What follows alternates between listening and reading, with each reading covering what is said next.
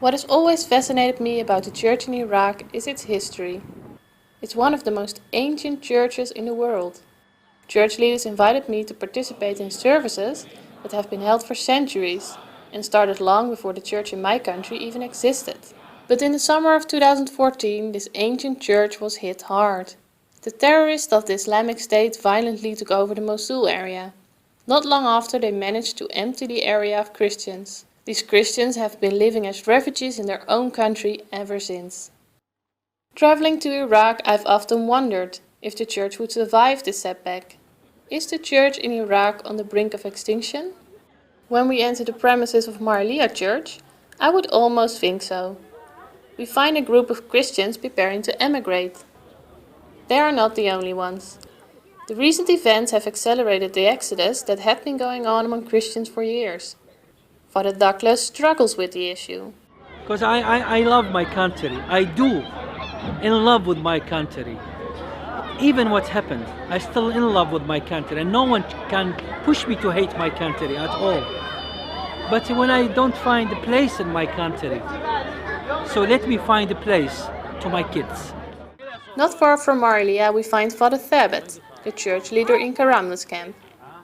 He is also struggling with the situation. It's only because of Christ that he still has hope for a new beginning. The death of Christ was the end for his activity, but the resurrection of Christ put a new star for the history. So, is in this situation, I think it's a message we have to discover this message. I think so. Will be another start, another beginning, a new time for the church in the Iraq. Sparks of hope are found in the churches. After the Christians had been robbed of everything they owned, this was the first thing many asked for. Give us a church, give us hope.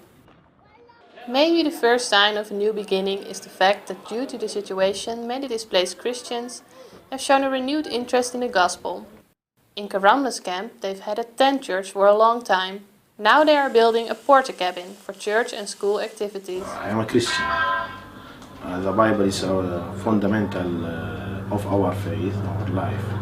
It's very, very important to teach them the meaning of the Word of God, to be Christian in this situation. Father Thabet is even hoping that the witness of the Christians in the situation will open the eyes of the Muslims surrounding them. Maybe this sufferance of Christian make Muslim people to ask why. It's a good thing. Maybe the absence of the truth of Jesus Christ is a solution of this problem. I am trusting in the Holy Spirit. How the future of the church in Iraq is going to look like exactly, only the Lord knows. But this is what I have found to be true. The crisis, however fierce it may be, cannot end God's guidance of the Iraqi people. There is a future for the Christians emigrating, but there's also hope for those who stay. And the wonderful thing is that you and I can be a part of that hope. We always feel the power, the positive energy from the praying coming from outside.